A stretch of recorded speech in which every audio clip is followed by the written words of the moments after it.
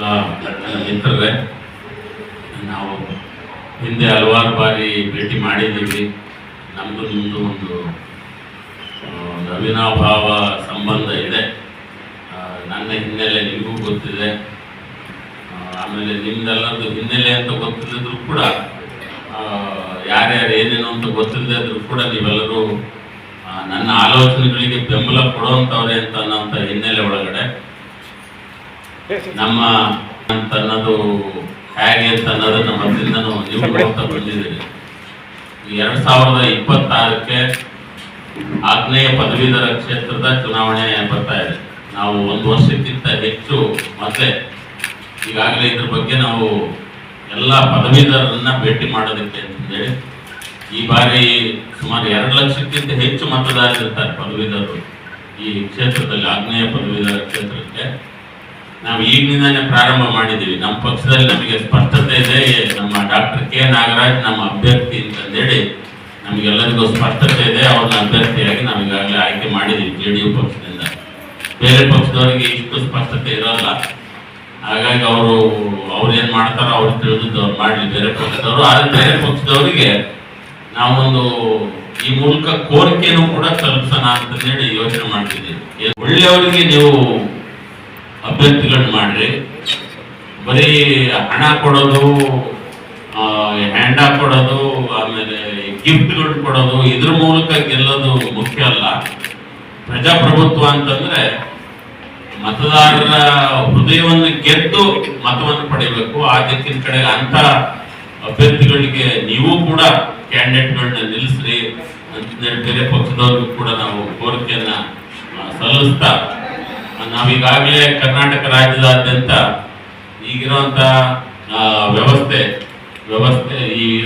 ವ್ಯವಸ್ಥೆಯಲ್ಲಿ ರಾಜಕಾರಣ ಅನ್ನೋದು ಒಂದು ಭಾಗ, ಜೊತೆಗೆ ಪರಿಸರ, ಕೃಷಿ, ಶಿಕ್ಷಣ, ಆರೋಗ್ಯ, ಪರಿಸರ, ಕೃಷಿ, ಶಿಕ್ಷಣ, ಆರೋಗ್ಯ ಮತ್ತು ಆಡಳಿತ ಬಹಳ ಮುಖ್ಯವಾದ್ದು.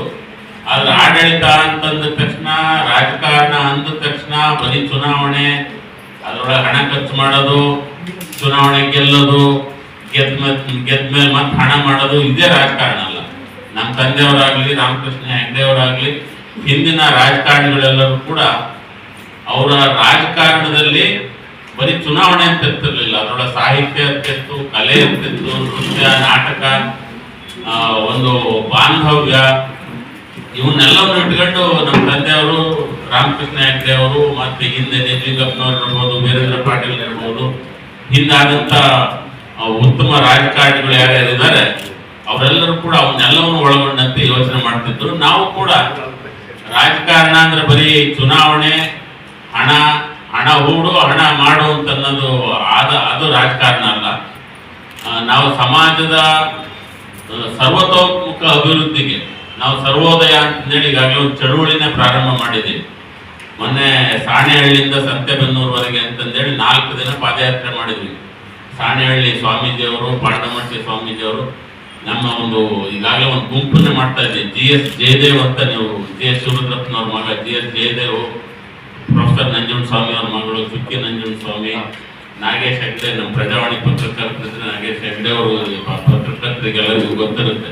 ಅವರು ವಿಜ್ಞಾನದ ಬಗ್ಗೆ, ಅವರು ಇಂಜಿನಿಯರ್ ಆಗಿ ವಿಜ್ಞಾನದ ಬಗ್ಗೆ ಸಾಕಷ್ಟು ಬರೀತಾರೆ. ನಾಗೇಶ್ ಹೆಗ್ಡೆ ಅವರು, ಆಮೇಲೆ ಅಬ್ದುಲ್ ರೆಹಮಾನ್ ಪಾಷಾ ಅಂತಂದೇಳಿ ಕನ್ನಡ ಭಾಷಾ ತಜ್ಞರಿದ್ದಾರೆ. ಆಮೇಲೆ ನಮ್ಮ ಮುಕುಂದರಾಜ್ ಸಾಹಿತ್ಯ ಅಕಾಡೆಮಿಯ ಅಧ್ಯಕ್ಷರಿದ್ದಾರೆ. ಆಮೇಲೆ SG ಸಿದ್ದರಾಮಯ್ಯನವರು ಸಾಹಿತಿಗಳಿದ್ದಾರೆ.